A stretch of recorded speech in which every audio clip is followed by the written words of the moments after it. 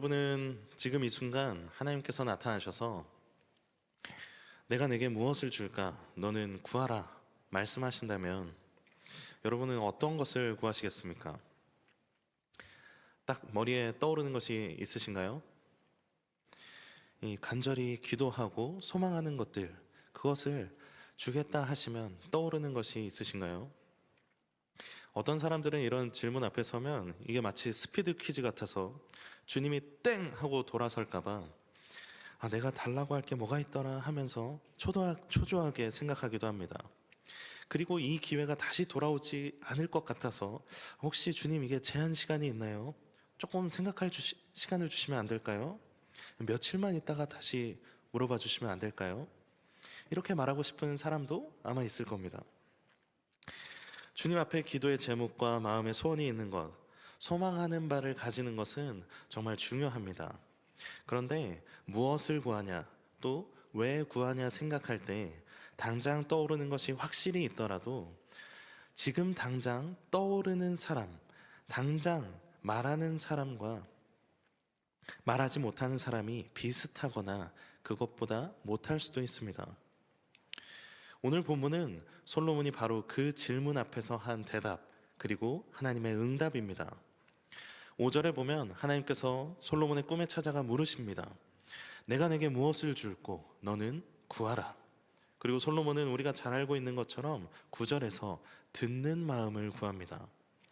역대하 1장에는 같은 내용이 나오는데 거기에서는 솔로몬이 지혜를 구하였다 하고 말합니다. 그리고 오늘 본문 마지막에 10절에 솔로몬의 간구가 하나님의 마음에 들었다 하고 말씀합니다. 이 본문의 마음으로 번역된 단어의 원어에는 눈을 의미하는 단어이기도 합니다. 또 마음에 들었다, 여기에 해당하는 단어의 원형은 안전하다, 합당히 여기다, 기뻐하다, 이런 다양한 뜻을 가지고 있습니다. 그러니까 10절에 하나님의 말씀을 직역하면 그 말씀이 주의 눈에 보시기에 아주 좋았다라고 말할 수 있습니다. 이 솔로몬의 간구가 하나님의 마음을 흡족하게 아주 기쁘게 한 것이죠. 이 지혜의 대명사인 솔로몬이 그 지혜를 얻게 된 과정, 즉 하나님의 질문과 솔로몬의 간구, 그리고 그 응답에 이르기까지 너무나 매끄럽고 자연스럽게 흘러갑니다. 그래서 우리도 하나님께서 무언가 우리에게 물으시고 대답하고 응답받기까지 매우 자연스럽게 흘러갈 것처럼 생각합니다. 그런데 과연 우리의 고백, 우리의 간구가 하나님의 눈에 좋았다, 하나님의 마음을 흡족하게 한다라고 자신 있게 말할 수 있을까요? 우리는 보통 오늘 본문과 함께 11절 이후의 말씀을 늘 같이 생각합니다. 11절에 하나님이 말씀하시죠. 네가 이것을 구해도 자기를 위하여 장수를 구하지 아니하고 부도 구하지 아니하며 자기 원수의 생명을 멸하기도 구하지 아니하고 오직 송사를 듣고 분별하는 지혜를 구하였으니 내가 내 말대로 하여 너를 지혜롭고 총명한 마음을 주노니 내 앞에서도 너와 같은 자가 없었거니와 내 뒤에도 너와 같은 자가 일어남이 없으리라. 내가 구하지 아니한 부귀와 영광도 내게 주노니 내 평생의 왕들 중에 너와 같은 자가 없을 것이라. 우리는 흔히 이 지혜를 구한 이 본문을 생각하면서 하나님의 마음에 합한 것을 구하였더니 더 좋은 것들로 하나님이 채워주셨다 하고 말합니다. 그러나 이는 반드시 대입되는 공식이 아닙니다. 반드시 그렇게 도출되는 계산이 아닙니다. 하나님의 마음에 합한 것을 구했다, 하나님이 주셨고 기쁘게 여기셨다, 그래서 더 좋은 것들로 채워주셨다. 이건 오늘 본문이 말하고 있는 성서의 메시지가 아닙니다. 사실 이 지혜는 우리에게도 허락된 지혜입니다. 야고보서 1장 5절에 너희 중에 누구든지 지혜가 부족하거든 모든 사람에게 후히 주시고 꾸짖지 아니하시는 하나님께 구하라 그리하면 주시리라. 시험 중에 있는 야고보서의 독자들에게 지혜를 구하면 하나님께서 후히 주신다 말하면서 6절부터 오직 믿음으로 구하고 조금도 의심하지 말아라 하고 말합니다. 이 지혜는 모든 구하는 자에게 주시는 하나님의 예비된 선물입니다.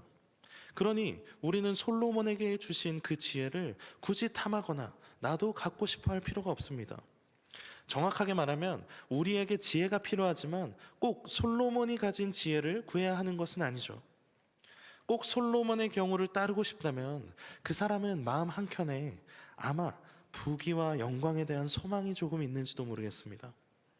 그러나 하나님 말씀에 따르면 솔로몬은 그 부귀와 영광을 구하는 마음이 전혀 없었습니다. 그는 그저 하나님 앞에 듣는 마음만을 구했습니다. 오늘 우리는 왜 솔로몬이 하나님의 물음 앞에 듣는 마음, 지혜를 구했는가 하는 것을 기억하면서 우리의 신앙과 삶에 대해서 점검해 봐야 합니다. 먼저 솔로몬은 자기 스스로에 대해서 매우 잘 알았습니다. 아버지 다윗은 하나님 앞에 성실하고 모든 사람에게 본받을 만한 사람이었습니다.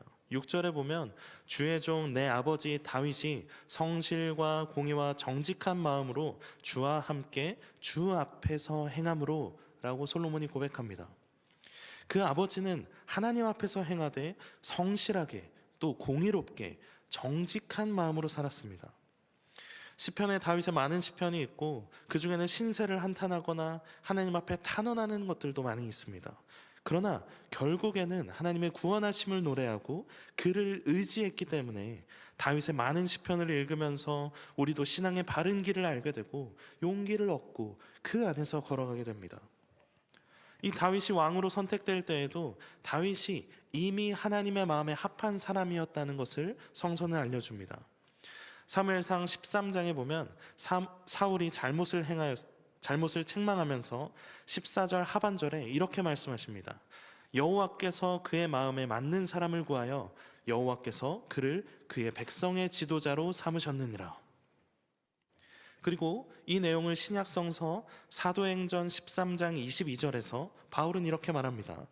다윗을 왕으로 세우시고 증언하여 이르시되 내가 이새의 아들 다윗을 만나니 내 마음에 맞는 사람이라 내 뜻을 다 이루리라 하시더니, 하나님 마음에 합한 사람, 하나님 마음에 맞는 사람 다윗이라고 성서는 말하고 있습니다. 솔로몬도 이런 다윗 밑에서 그의 신앙을 보고 자랐습니다. 그리고 그 길이 얼마나 어려운지를 알았죠. 그래서 6절 하반절부터 그의 자리에 앉을 아들을 그에게 주셨나이다. 이 아들은 솔로몬 자신을 칭하는 것이죠. 그리고 7절에 나의 하나님 여호와여 주께서 종으로 종의 아버지 다윗을 대신하여 왕이 되게 하셨사오나 종은 작은 아이라 출입할 줄을 알지 못하고.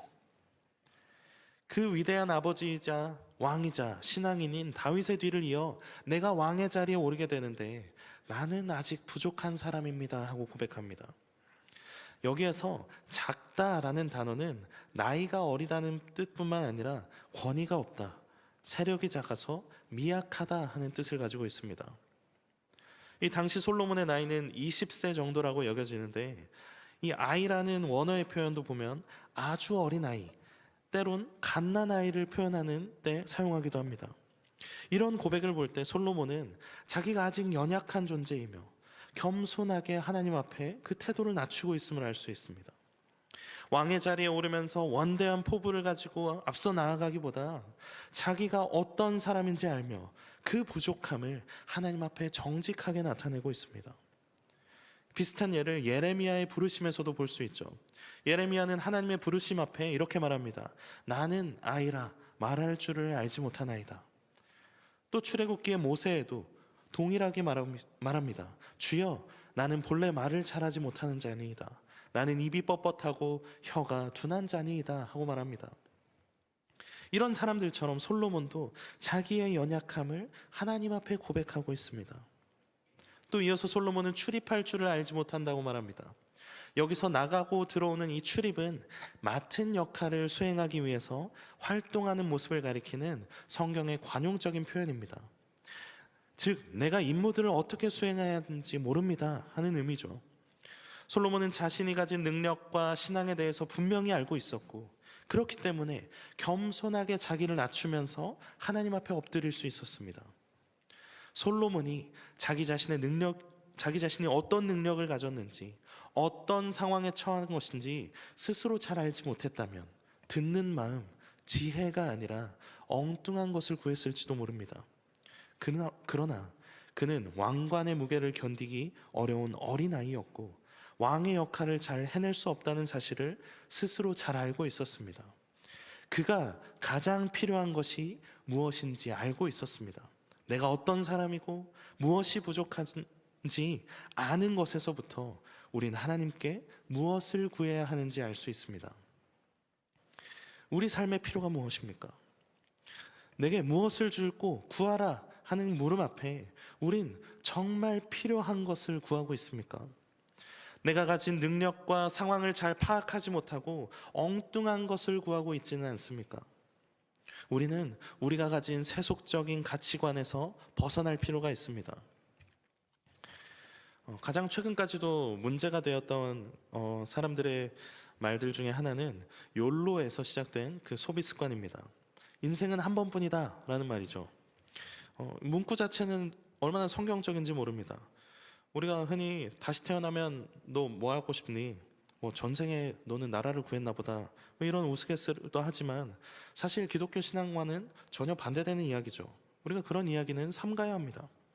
그런데 이 한 번뿐인 인생, 의미 있고 또 행복하게 살아가자, 그런 의미로 시작됐지만 이게 변질되어서 그저 하고 싶다면 참지 않고 지금 해야 되지 않겠냐, 그런 주의로 변해버렸습니다. 많은 사람들이 여행을 가고 맛있는 음식을 찾고 좋은 것들을 경험하기를 즐겼습니다. 남들이 하는 것을 보고 나도 하고 싶어지는데 때론 경제적인 상황과 능력, 주변 환경이 뒷받침이 되지 않으니 하지 못하는 사람들도 생겼습니다. 이런 자랑하는 삶은 평균 올려치기의 삶을 낳았습니다. 이 평균 올려치기라는 것은 실제 평균의 삶보다 더 높은 이상을 생각하며 나도 그 정도 평균은 누려야겠다라고 생각하며 살아가는 겁니다. 나도 이 정도는 가지고 나도 이 정도는 누려야 하지 않겠어? 이것은 젊은 세대뿐만 아니라 부모 세대도 그래, 다른 아이들은 이렇게 누리고 사는데 우리 자녀들도 해야지, 우리 아들 며느리도 해줘야지, 이 정도는 마땅한 도리 아닐까? 그러다 보니 그것에 맞추지 못하고 하지 못할 때 불만이 늘어나고 원망하는 삶을 살게 됩니다. 아주 안타까운 흐름이 계속되고 있었죠. 그런데 놀랍게도 젊은 세대를 중심으로 이런 패턴을 벗어나기 시작했습니다. 어떻게 하면 효율적으로 소비하고 돈을 아끼고 저축할 수 있는지에 대해서 고민하기 시작했어요. 그리고 그 방법들을 서로 공유하는 그런 공유하면서 경제적 어려움을 헤쳐나가기 시작했습니다. 그렇다면 이제 많은 사람들이 정신을 차리고 지혜로운 길로 걸어가고 있는 걸까요? 실제로 그렇죠. 잘 아끼고 효율적이고 경제적으로 살아가는 길을 찾은 것처럼 보입니다. 그렇다면 문제가 사라졌나요? 문제는 무엇이냐? 만몬의 움직임에 따라 바뀌는 삶입니다. 현대사회는 돈이 가장 큰 우상이라고 할 수 있습니다. 많은 사람들이 지혜로운 방법을 찾아서 해결한 것처럼 보이지만 그것은 만몬이 주는 두려움 때문에 움직인 것이지 신앙의 움직임이 아니었습니다. 만몬을 누리고 싶어서 욜로의 삶을 주창하고 만몬의 굶주림을 견딜 수 없기에 아끼고 저축하는 삶을 살게 된 것이죠. 신앙의 움직임이 아니라 만몬의 움직임에 이끌리는 삶입니다. 하나님의 말씀이 아니라 세상이 주는 두려움의 흐름에 따르는 삶으로 많은 사람들이 걸어가고 있습니다. 지금 우리는 어떻습니까? 내가 구하고 바라는 것이 정말 신앙의 필요입니까? 하나님 마음에 합한 자가 왕이 되었고 이제 그 자리에 서는 솔로몬은 무엇보다도 자신의 신앙을 돌아보며 내가 그런 능력이 없음을 알았습니다. 종은 작은 아이라 출입을 할 줄을 알지 못한다는 고백은 단지 그 임무뿐만 아니라 나는 아버지 다윗처럼 온전히 하나님 앞에 바로 서기 어려운 사람입니다 하는 자기 고백이었습니다. 우리는 어떤 신앙을 가지고 있습니까? 내 신앙의 상태는 어떻습니까? 만몬에 따라 움직이는 세상 이치처럼 나도 동일하게 많이 소비하고 또 많이 아끼게 되는 그런 삶을 살고 있지는 않습니까? 나의 신앙이 정말 하나님의 진리의 말씀 위에 진실한 믿음 위에 서 있는지 우리는 점검해야 합니다. 한 손에 세상을 붙잡고 하나님께 이것이 내게 정말 필요하고 부족한 것입니다 하고 고백하고 있지는 않은지 내 자신을, 특별히 나의 신앙을 돌아보아야 합니다. 그리고 나의 신앙이 어디에 있는지 알 때 내가 진실로 하나님 앞에 무엇을 구해야 하는지 알 수 있습니다. 두 번째로 솔로몬은 하나님께서 자기에게 주신 사명을 알았습니다. 본문 9절에 누가 이 많은 백성을 재판할 수 있사오리까 듣는 마음을 종에게 주사 주의 백성을 재판하여 선악을 분별하게 하옵소서. 그는 듣는 마음을 구하는 이유가 주의 백성을 재판하여 선악을 잘 분별하기 위함이라고 말합니다. 사무엘 상에서 백성들이 왕을 구할 때 하나님은 노하셨습니다. 왜냐하면 단지 왕의 필요가 있다기보다 하나님께서 진정한 왕이심을 잊고 세상의 왕들을 부러워하는 이스라엘의 불신앙을 보셨기 때문이죠. 그런 이유로 세워진 첫 왕 사울이 왕위에서 폐위되었고, 또 다윗이 왕으로 세워지고 이제 솔로몬이 왕으로 세워졌습니다. 불신앙의 결과로 만들어진 왕이지만 솔로몬은 이스라엘의 불신앙처럼 본인이 왕이 되려고 하지 않았습니다. 그는 주의 백성을 위한 사람임을 고백하고 있습니다. 나의 백성을 잘 다스리기 위함이 아니라 주의 백성을 잘 다스리기 위해서 하나님 앞에 간구하고 있습니다. 이는 원어의 표현에서 더욱더 잘 나타납니다. 듣는 마음이라고 표현된 곳에서 듣다라는 단어는 이해하다 그리고 순종하다라는 뜻도 가지고 있습니다. 여기서 알 수 있듯이 단지 솔로몬은 사람들을 위한 마음, 내가 잘하려는 마음을 넘어서 하나님의 말씀을 듣고 그분의 뜻에 순종하려는 결단을 볼 수 있습니다. 솔로몬은 자신의 자리가 단지 아버지에게 물려받은 자리가 아니라 하나님의 말씀을 들으며 그분의 백성을 잘 다스려야만 하는 그 사명의 자리임을 깨달아 알고 있었습니다. 엘리사의 경우도 비슷했죠. 열왕기 하 2장 9절에 엘리사가 묻습니다. 나를 내게서 데려감을 감당하기 전에 내가 내게 어떻게 할지를 구하라. 그때 엘리사는 대답하죠. 당신의 성령이 하시는 역사가 갑절이나 내게 있게 하소서.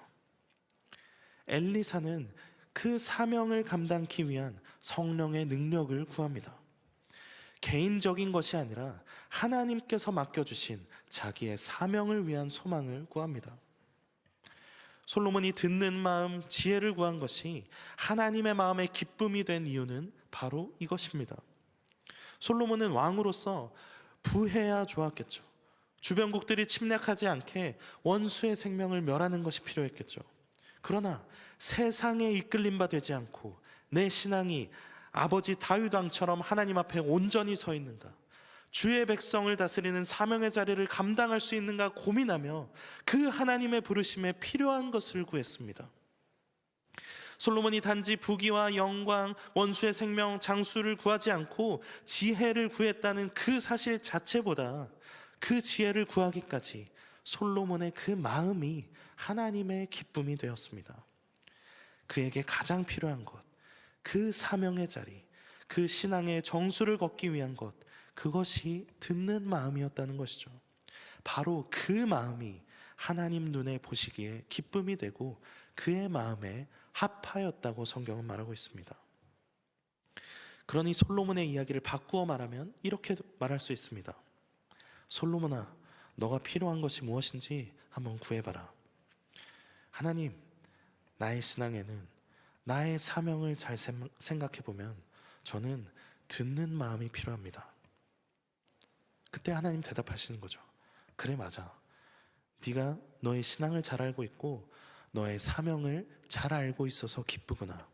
그 외에 필요한 것들은 걱정하지 마라. 넌 내가 맡긴 너의 사명을 잘 감당하라. 우리는 하나님께서 내가 내게 무엇을 줄고 내게 구하라 말씀하실 때 대답할 수 있으려면 이것을 잘 알아야 합니다. 단지 하나님 지금 경제적으로 힘드니까 길을 좀 열어주세요. 하나님 관계가 어려운데 그걸 해결해 주세요. 하나님 나의 진로를 알 수 없어요. 알려주세요. 다른 사람들이 말하는 좋은 길, 나의 욕심의 길을 내려놓아야만 합니다. 하나님께서 우리에게 찾아와 물으시기 전에 우린 조용히 하나님 앞에 머물며 나의 신앙은 어떠한가 돌아보아야 합니다. 나의 삶은 만몬을 따르는 세상과 다른가? 나의 생각은 정말 진리의 말씀 위에 서 있는가? 하나님께서 나에게 주신 사명은 무엇인가? 그렇다면 나는 하나님께 무엇을 구할까? 그 깊은 묵상과 고민 끝에 닿아 있는 그것을 하나님께 구할 때 하나님 마음에 합한 간구가 됩니다. 사람마다 다르겠죠. 솔로몬이 지혜를 구했다고 해서 나도 부와 영광과 장수를 구하지 않고 지혜를 구하면 칭찬을 받을까요? 아닙니다. 나는 솔로몬이 아니고, 나는 솔로몬의 신앙을 갖지 않고, 나는 솔로몬의 사명을 감당하지 않습니다. 우리 각자에게 주신 사명의 자리에서 그 신앙에 합당한 태도를 점검하고 주의 말씀에 합한 것을 구해야 합니다. 야고보서 1장 14절에 보면 오직 각 사람이 시험을 받는 것은 자기 욕심 때문이라 하고 말합니다. 나는 하나님께 이런 것들을 구했는데 왜 주지 않으시지? 반문하면서 시험에 든다는 거예요. 저 사람은 응답을 잘해주시고 이런저런 말씀도 해주신다는데 나에겐 왜 묻지도 않으시고 말씀도 없으시고 응답도 하지 않으실까? 시험에 듭니다. 그런데 성경은 말하고 있는 거죠. 그런 태도, 그런 시험은 자기 욕심 때문에 생긴다. 그러면서 야고보서 1장 16절부터 내 사랑하는 형제들아 속지 말라, 속지 말라. 온갖 좋은 은사와 온전한 선물이 다 위로부터 빛들의 아버지께로부터 내려오나니 그는 변함이 없으시고 회전하는 그림자도 없으시니라. 세상은 말합니다. 2025년 이런 것들이 필요하지 않겠어? 이런 정도는 성취해야 되지 않겠어? 이끌고 갑니다. 세상으로 이끌고 갑니다. 그리고 끌려가죠. 내 사랑하는 형제들아 속지 말라. 온갖 좋은 은사와 온전한 선물은 하나님께로부터 옵니다. 우린 주께 이끌림 바 되어야 합니다. 2025년 기도 제목을 쓰고 다짐을 하셨을 텐데 목사님께 드리니까 저는 알지 못합니다. 그러나 우리 주님 아시겠죠? 세상에 이끌리고 있는지 하나님께로 다가가고 있는지 우리 주님은 알고 계십니다. 그리고 그게 하나님 마음에 합당한지 하나님 마음에 기쁨이 되는지 우리 주님 말씀하고 계십니다. 사랑하는 성도 여러분, 한 해를 시작하면서 주님께 무엇을 구하고 있습니까? 어떤 기도 제목을 가지고 하나님 앞에 나아가고 있습니까? 혹시 세상에 이끌림 바 되어 세상 것을 구하고 있다면 멈추어 서야 합니다. 오늘 밤 꿈에 주께서 나타나셔서 내가 내게 무엇을 줄고 너는 구하라 말씀하실 때 주님의 마음에 합한 것을 구할 수 있는 믿음의 사람이 되어야 합니다. 그리스도인으로 살아가는 사명을 깊이 생각하며 하나님께 구해야 합니다.